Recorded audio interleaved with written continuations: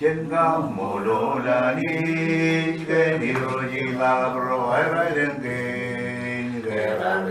imirebi manedin kajininar gore jarshule chamro moktagenbi wan malabim jaberper ben manedin kajininar ajeni imirebi Manifin Kajininar, Retio Bebenato, Benur Manipinar, Rebim Kalayo Chuti, Jode Chenani, Jesapa Inomeba, Ginolim Chemlagun, Inuya Ragalim Bim, Inuya Wodewin Bim, Martina and Jorolo, Ajanel Dimiraji, no Ringajina,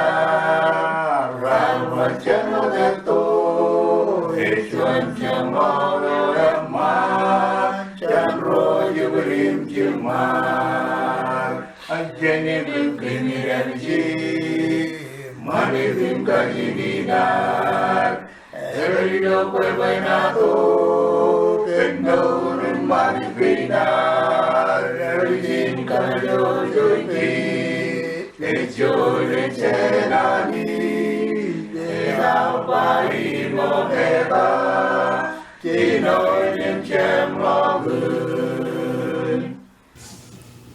Jangan hewan malam nature. Kami kamu lakukan hilo.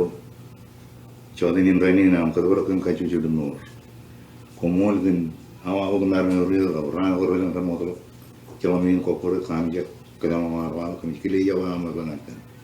Makanya nama malah aku di lokasi ini Ṃanit kena, nama lokasi itu kami itu bukan peripemnya, ia tu jalan bukan malam juri aja loh jangan. Celah loh jangan orang juga, kaya orang juga kerja loh ipem atau peripem. Di teman kami loh terus ini jaya itu sih. Nama kaya orang kami makanya nama malah itu konon kena Kajin kami Ṃanit. Anak yang kena, orang kata, roh itu tak Lo ni cuma para yang orang mandor, mereka lo cuma orang man, ilo ayo meuli man malok, ya karangan, ame malah lagi hero orang ni, ini lagi mana ini kami kono noga, ini cien Ṃanit kap Kajin kena, ipen iro ayo, ilo terus nor ayo nara tak, lo Kajin kami ni kalau ni cabai lo Kajin lo panen macam, kunci kan kami, ilo kan ni kami lo tamu di cabai, komo lo ni cuci, amen. Umul tada tiga disen kencaran kepala kau. Yang orang anak kurang yang ruan programin jauh dari lo mana? Ni petra modam kamolol itu lagi kejadian nganian kamolol mungkin ada biro imle rojo lo air lagi kili ada juga mana biro lo kian lo kamu ada burung yang itu, kami tidak pun, sen kami lobi je na Kajin Ṃanit. Kamu lor kan kami cipang luar, wan malau lo programin, ngan kaciyong Rebim Ṃanit inar, wan Kajin inar, ngan roto balik. Imlo terin lobi je kami jada lor kan cerbal kawan, kaciyong kanya pukun cuy, moda jana ni. Tirung lawaran marong prini, kain cuman menin katangan, ajri rani iljum cakalat, kajunya nyala cawo yang terir, oleh calari ni peru, melari ni peru, rani pelu puin, anai roi kata kajani. Ngran kamolol, roi la mai kabiwa, imar mi roan lo yoni bayan kan, cipang ko air, ngan melari koran marong. Idongan kay bayan kanono kagim kaciyong malalagari. Ilo wigilaw programin na ibartal. Nganay langin chalot, nganan charbal ipan riyalo jero kan batcho yung pagyan malalit. Pameno tan chapchaw yung choy jan ilohan puin en loloye. Lon running chuye en kaway roro jar barrojan ubijinan Kajin Ṃanit. Ako enan ko kay lottery ni minalalongan Rio Medalloan ini perintah pain wan malaw dong najara itu program ini. Kumol ceba kenapa dia tuh ini begini. Wan malah kodong pergi ijagain me konal karangan lajaragan program ini calagan Kajin yang mana tewang. Aku ibar ko bawa yudip pang lo nanin kilem kau deh jebongan rodian kileram kau deh je. Melap tadangan temeru jelang. Aku ijado kiyang ana lewat lajaragan program ini wigin lajarak cuan bilingual education unit ya wagai ijo me ikatagin kan ruo Kajin ilo ini Kajin ailen ke ini Kajin pelle lajarak ruo nano wong ana katagam calai lajarak cilu lapor project tu cuan caban kanan ilo wigin lajarak emen melala gocet ngana ada katagam calai kacito ko janarmi akro me rajli to kacito ko ayro Facebook on video modem chi ro roj barchi bare to ko bi to ko chata kacito re ko jagalo ilo la jarapi iya ngai ni to ngana kwala nanin kachimu yaman wigin imnane onai kan kenege nani ni ke elang kai cibel gore elang melala gore jitu bi rajaba kini ken cibel gore bergain kini kieni kiwi ni cibelan ken alu kun cibel ona ejume ki ni ni bara elji ki ni ken enot wan chongok nge chuanar biji chu jangan koem koe ba komol ye yuko aja kan ba ken chu im chu yum kai mo bo elang ra ba kon chu elmenan ne armi jena kamol koe kamolole kamolole kakiyo ko koe panganem ba koncu agar luku cuma yang orang koe ba kencu jangan armi jangan yang me kamolole iya cibelewan kencu ki ni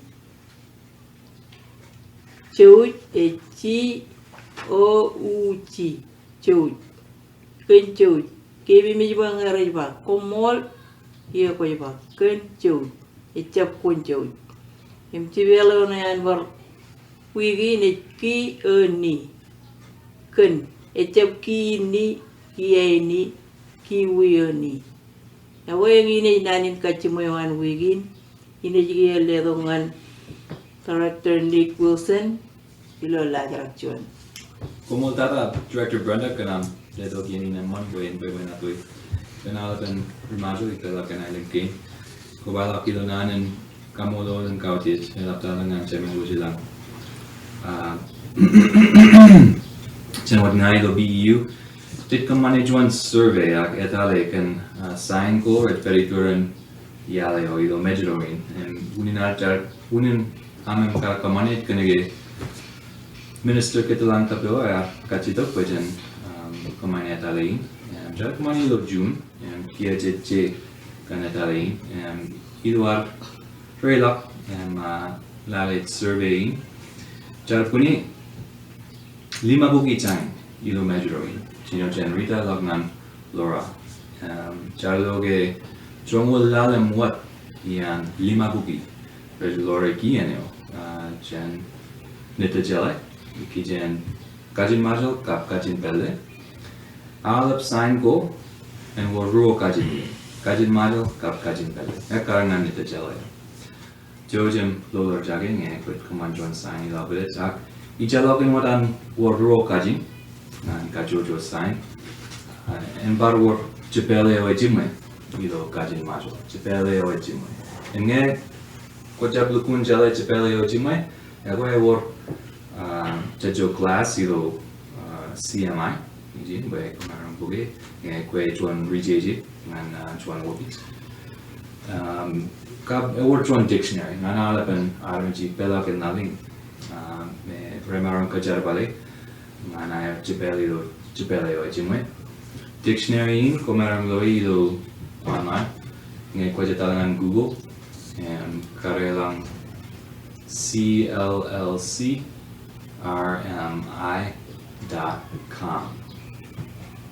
Bajodalan cllcrmi.com. Dictionary with the weapon, Jenny Pen, Nittajala is very low website. Kap Ngai kwaloge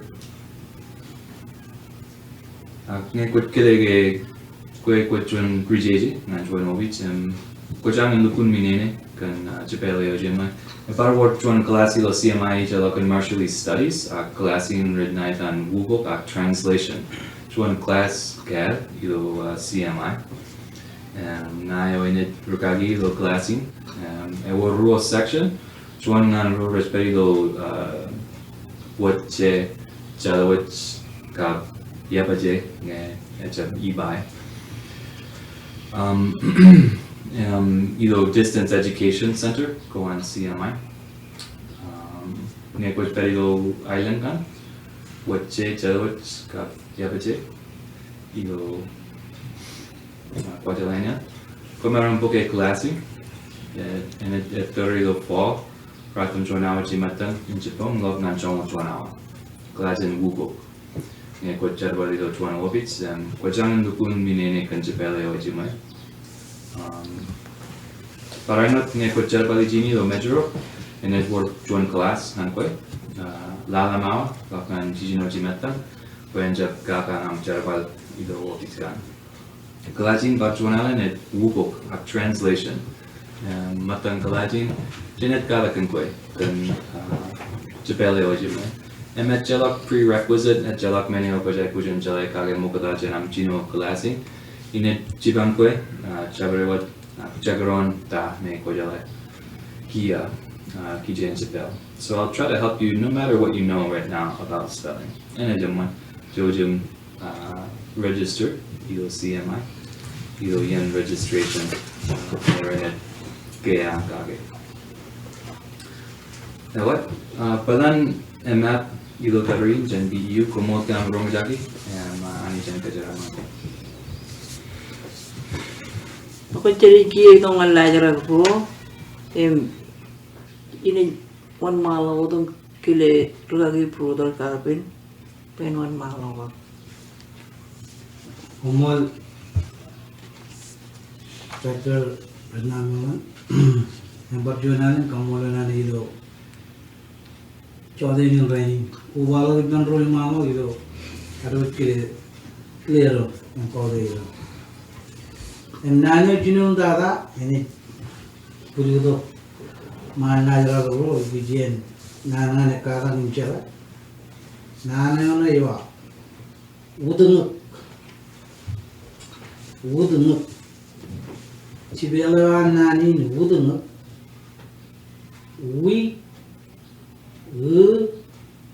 ti ni ki ni varayji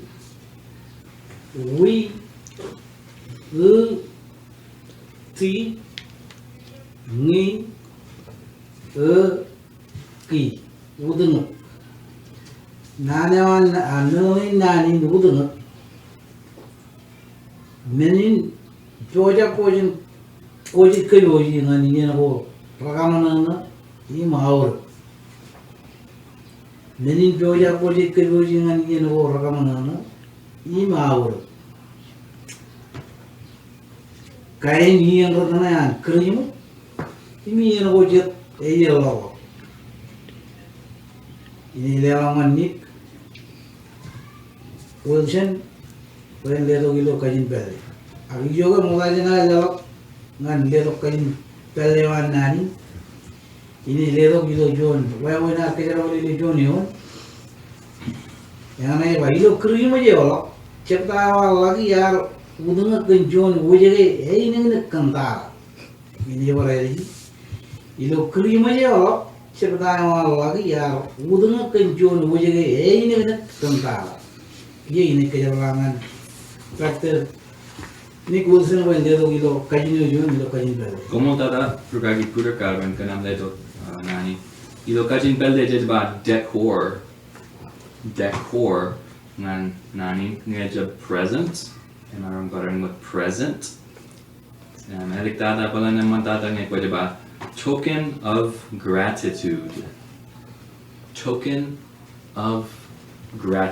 chidu nan token of gratitude emido leonen ba last Christmas Lucky's singing group prepared an artificial tree decorated with dollar bills as a token of gratitude to the church. Last Christmas, Lucky's singing group prepared an artificial tree decorated with dollar bills as a token of gratitude to the church. Commissioner Joseph Americhan. Komunik. Nani garpoja to kala ng jodi ni nanay. Kalibak. Imtibelin nani e. Kri li I pi a ki. Percun alen ki li I pi a ki. Kalibak. Milili nani ne ajere palagaya pereja kilen kajar wale aiba ido chon tawjen rali to pui lemol chijirim joneo tereo ini archino itaga to marameo ilo ailing ne bon elgun to chidia archino kalibak naramin nane wanani ibalagin ailing ki kien elongan Nigwele dolo Kajin John. Como tada Joseph Americhan. Ilo Kajin kalle chemarumpa. To be widespread. Neja to be covered with something. Melikata to be spread far and wide around. Vajonalan to be spread far and wide around. Iloeone, in 1857, the light, or the good news, struck the atoll of Edorn and spread far and wide around the Marshall Islands. In 1857,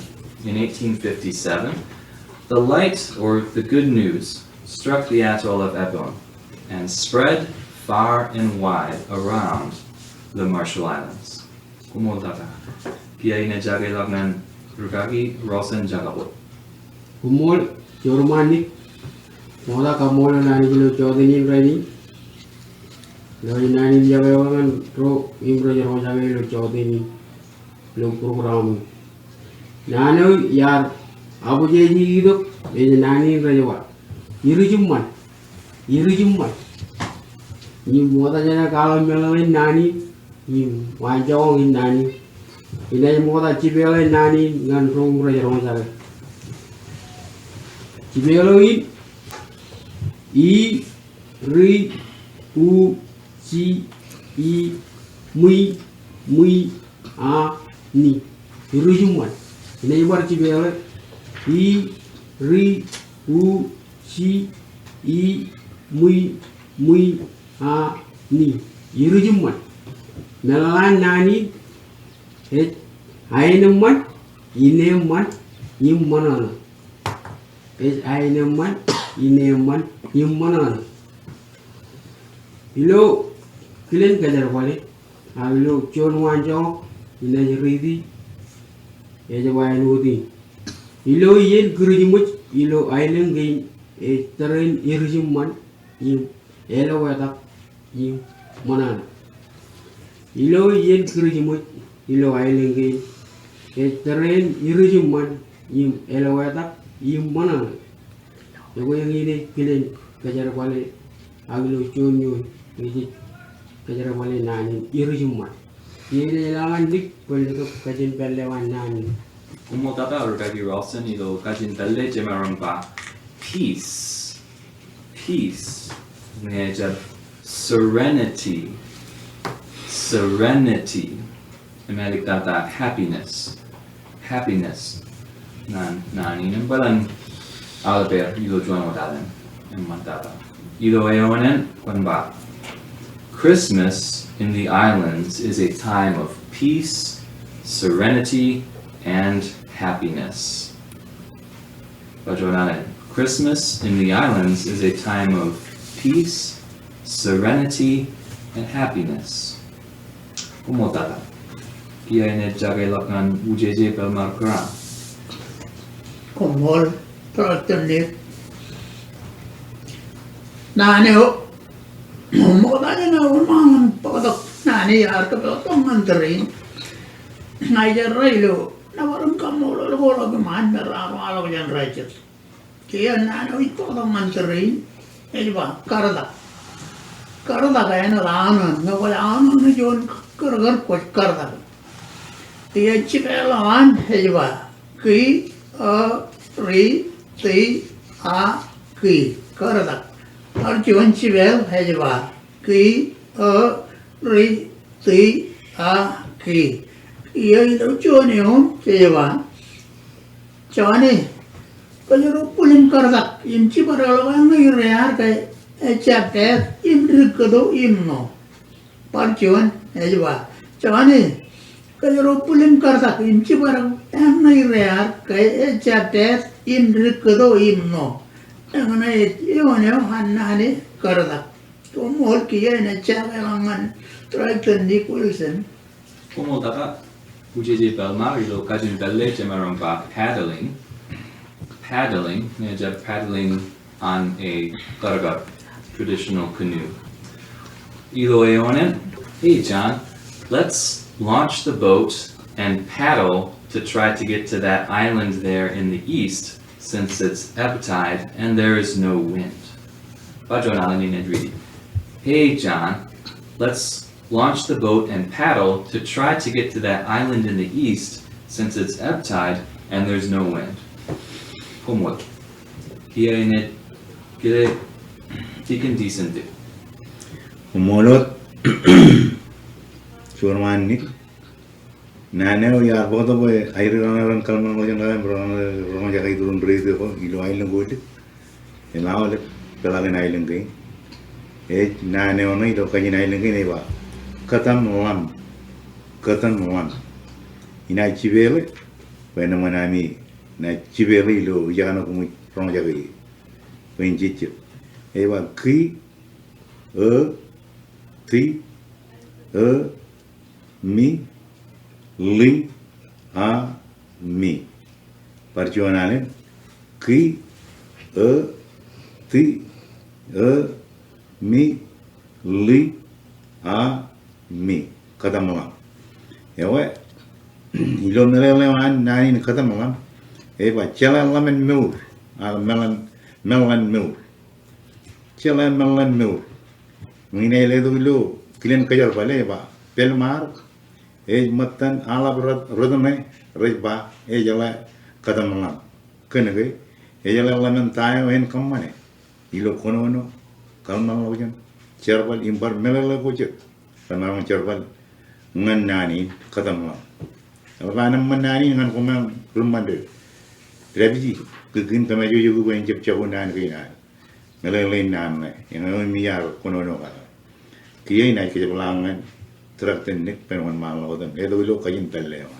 Umotata dikintisan ido Kajin Pelle jamba to be sophisticated, to be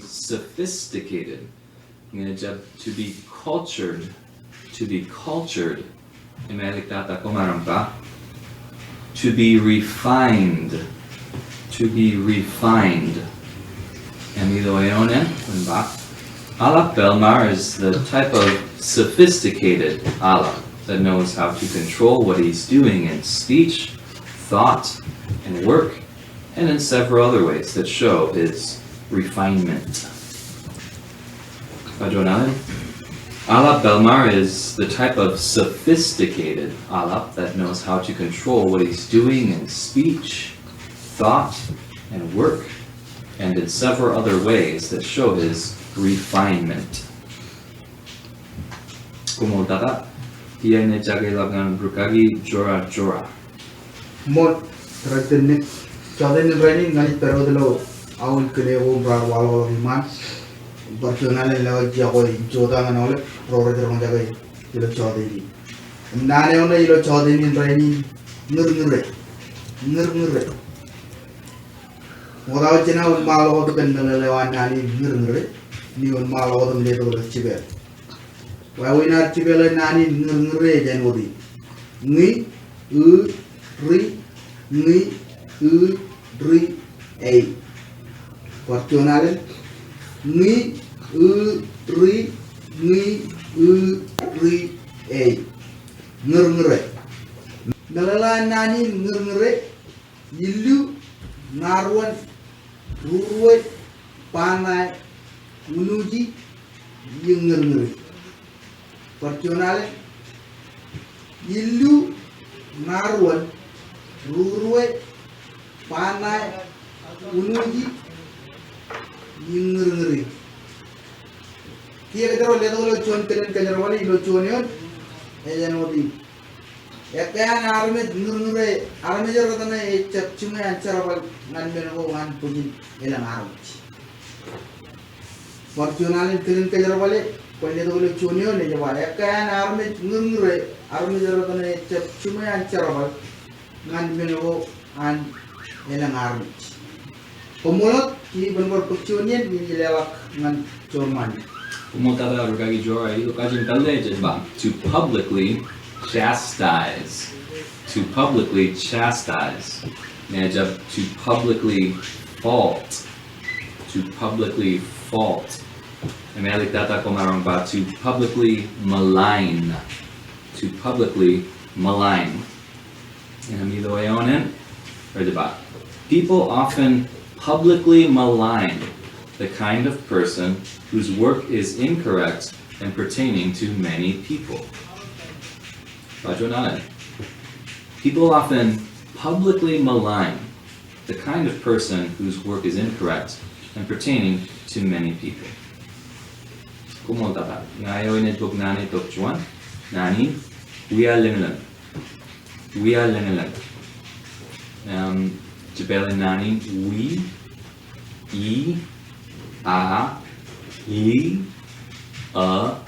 ni, li, ni. We are limited. Pajonanan Jabelin, we, I, a, li, ni, li, ni. We are limited. Melalanani, it muye, nejab, remuye, jaraman, nejab, rejaraman. Muye, nejab, remuye, jaraman, nejab, rejaraman. Ilo eone, kumarang ba? Ilo meuri, ejab kanojin lang, aramid rotanay, ruwiya lang. Rekijam jagat chebol, eong anarmit jarata.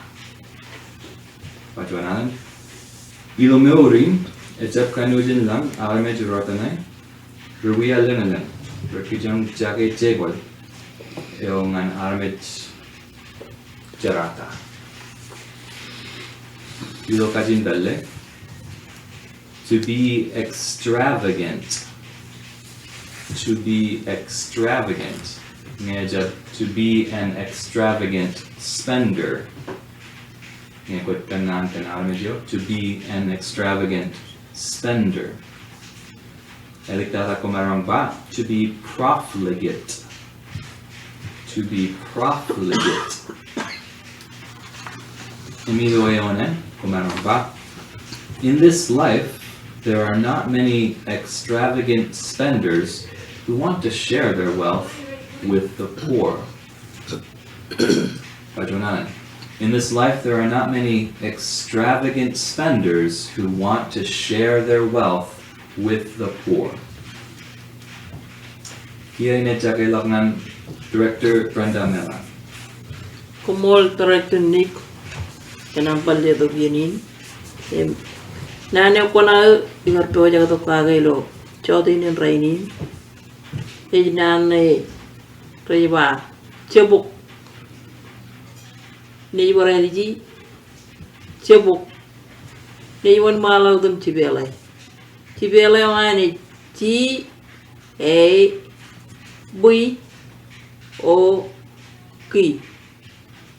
Neighbor energy G A B O K. Chebuk. When Melele one Chebuk, the man Lung Melele PJ.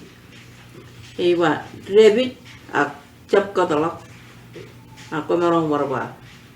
Luguluk a luwaji a comerong bar. Healthy a pelty.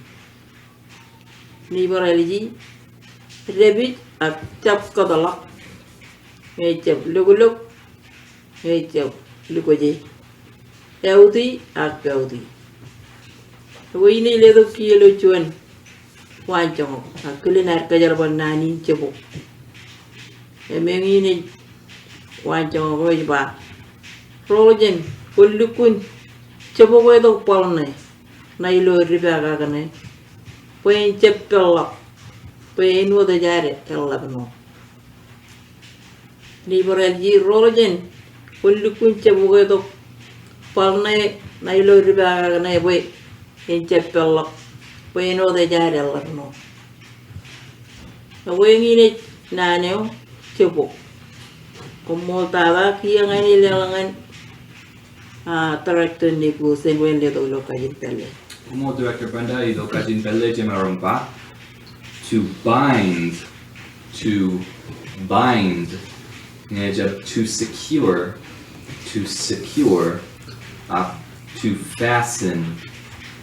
to fasten, Nani, Rawson. You should really secure the rope to each of the sockets on the ends of the boom because the waves are rough. Rawson, you should really secure the rope to each of the sockets on the ends of the boom because the waves are rough. Kumotata, Emily Director Brenda. Kumol Nick, never one mile over them. Pale 92 and Kwana, and 9 Limito.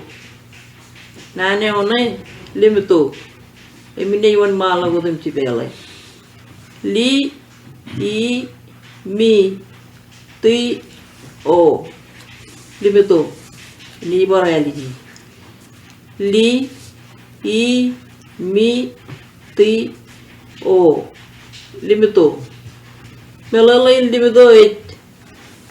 Nana turun mejan kenan kecimeme imkarat. Ak nana lang ak mejadoto.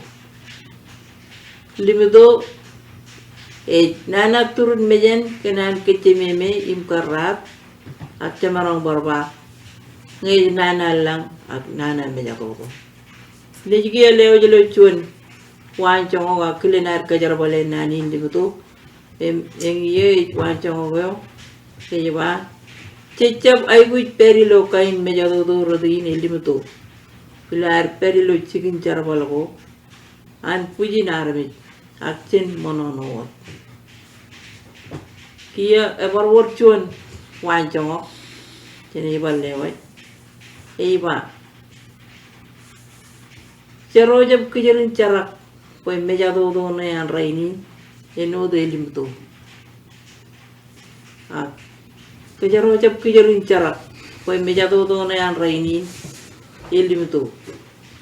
Wengi tamake ale prono jaga ro gun, latai ro jaga nan again ro, cebok limito.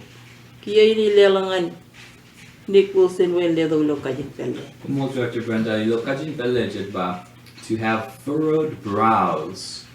To have furrowed brows. Yeah, to look upset. To look upset. Ini kijin langan kung meron ba bad weather or bad environment. Bad weather or bad environment. Ilo ewan ko ro, ewan mo katahil ba? Instead of getting into upsetting situations at work while we are in front of many people, let's just stay happy. Instead of getting into upsetting situations at work while we are in front of many people, let's just stay happy. We are not eager to sail because the weather today is looking upset. We are not eager to sail because the weather today is looking upset. Kumulot. Yan jagay lakan UJJ decent. Orang mulot terden net. Nano kin karu ya pagdo. Nano na choal. She nejibele eba chi o a li. She o a li. Choal.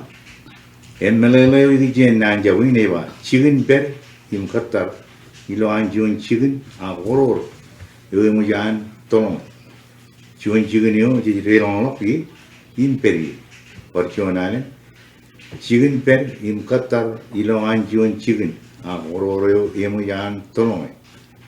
Chicken yo jadi relong loki imperi. Inai ledongan bilan kajar balik ilo yo na wanjong eba.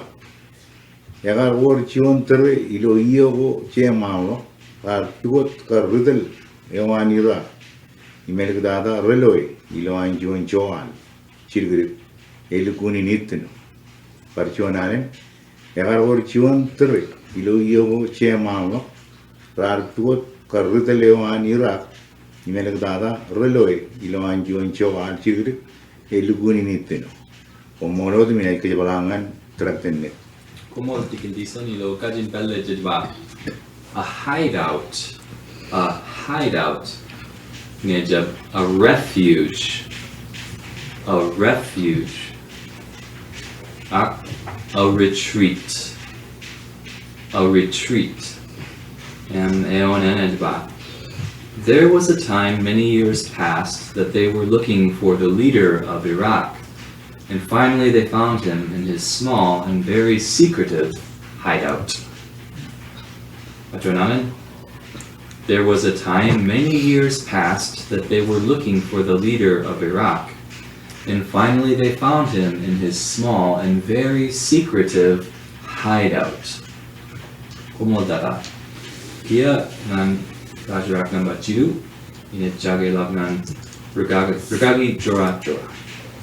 Mulot panik yang porsionalin jauh curang analis yang luturin dia seperti kalau belajar cilu kawan program ini belajar ini kayak untuk cuaca pengganaan nganaru jekar kage info kandron ngalai kan cuaca pengganaan agakar nadan lelangani tidak pain di bubu mulai mah kamu cabar mengenai lo cawat ini rain bayar dat yang lagi malah rain ane cilang ke kenaan ini Iji jaya na ilang legal. Yang Saudi ini raini cuaca pengganaan menaruh di mereka pendron lagi lo Saudi.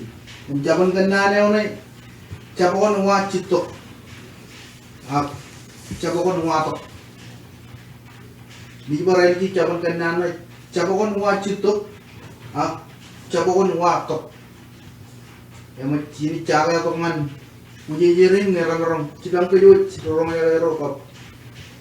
Rodum ci gelele nani jaban kan nan jabui jelo jodi ni karon kele uji pelmar ni maram maawat ni jele ben de man uji juat ne nan ko ko ba itu maawat Kumol kali cara nani cabun wajib to cuma ni nani kurang man ni nani lalu beliau Iwa.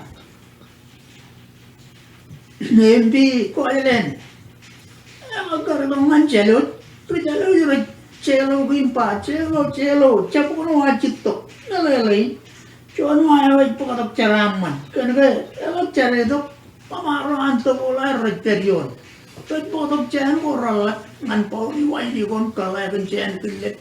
Aku tu itu pilau ayah rayu ayah lupundir konai. Ceraman rianen, cerwale mana ni meja capuno hajito. Kenapa pokok ceraman? Mulut tu lagi cara-cara. Kumulot bunyi belmar ni baru kali bunyi tijen ni yang kukuwa. Komolot celo ko kuwa di penlo melo ko ta bijel ji nan ngan rong jaga.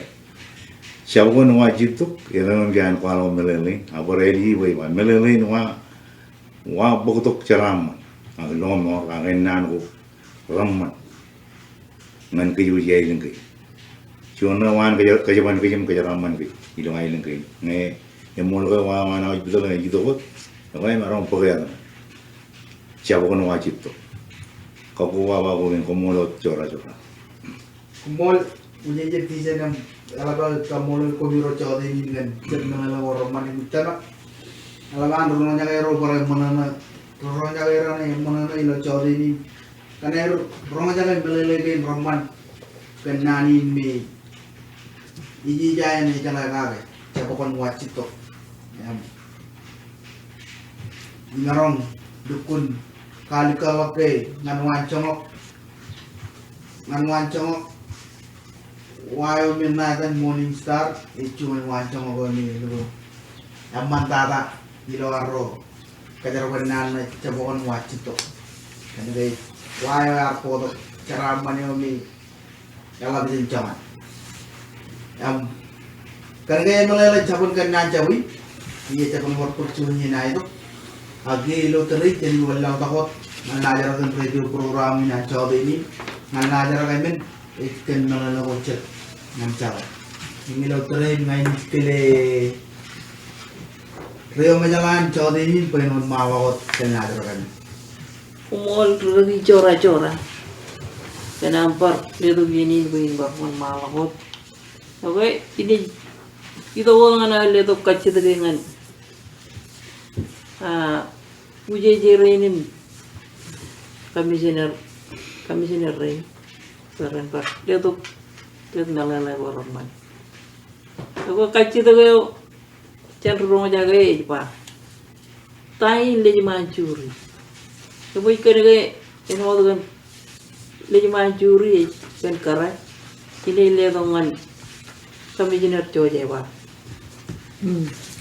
Kumol director lantaran nanin kaya rong be matan rojan kara lang lo manidi me kalau karagarin coba me kara re company ngan cuan puc ak cuan cukup perin cuan lang na nai le mancuri yo tidu nan ko lo jane le mancuri yang lain ngai wara bilang lang itu tan lamaro karya kauman kata ricur lok lejo poko kata ngai malam berkaca tapi pen buje jere ber ini narwala ko jen bar ien kada tabu tuom ran ngai me jor jornan ko katan put poko melap tata ipen yang manro ni jis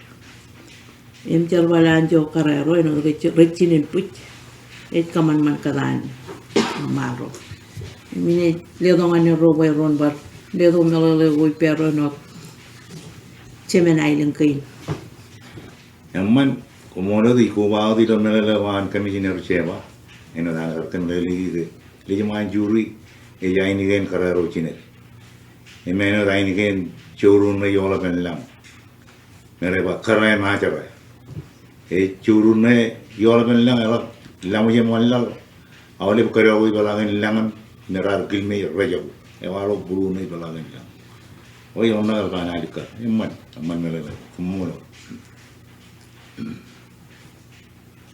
bor ke pengen lejen jane uje pelma Man Ahora no le voy a robar o algo. Que tienen para ver nada un carane. Muero. Por ka ku bawa ina le kare no dar ba pollo rojan kare chone le manjuri chone re na jare ela ver e vageron e qualo con kajore wan kare lo jod bit we eno engine kachido kagar idogolo cenderung jaga ruang program ini, boleh nengi kacau tu balik tada ni lim tu cuma lakukan program ini, kajian yang mana bilo cawat ini rai, ngana oleh program jaga ruang, baru orang ni kacau tu, cuci keruduk OBJ, ngajak, keliling tak lo page ni an, kajian yang mana tu lo Facebook. Tiba-tiba tu curian, jargon, mata milo, ubijan, kajian mana tumpah lagi boleh ubijan.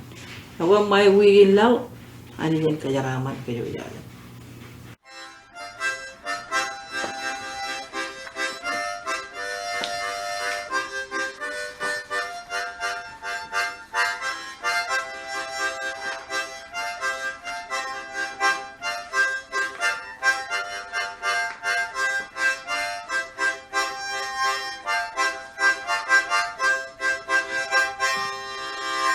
Trên cao mồ đồ là đi cái điều gì mà rồi phải đến tiền để tìm đi để bị gì mà nên tìm cái gì đi nào có rồi trả số đi chẳng rồi một ta nhân đi hoàn mà phim cha bớt bớt đến mà nên tìm cái gì đi nào trên đi cứ tìm đi để bị gì Manifim Kajininar, Retio Bebenato, Vendorum Manikinar, Retiem Kalayo Chunti, Jode Cenani, Kesapa Inomeba, Ginorim Cemagun, Inuyer Wakarim Lim, Inuyer Wode